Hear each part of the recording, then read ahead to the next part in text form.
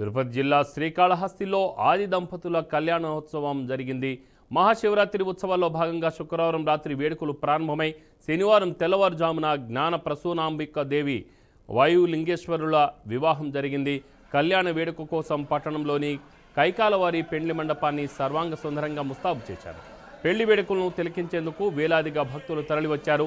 TTD తరఫున అందజేసిన పట్టు వస్త్రాలను ధరించి శ్రీకాళహస్తీశ్వరుడు గజవాహనంపై జ్ఞాన ప్రసూనాంబదేవి సింహవాహనం అధిరోహించి పెండ్లి మండపానికి తరలించారు. శనివారం వేకోజామున 4 గంటల ప్రాంతంలో కళ్యాణం నిర్వహించాలని ఆలయ పండితులు ముహూర్తం నిర్ణయించారు.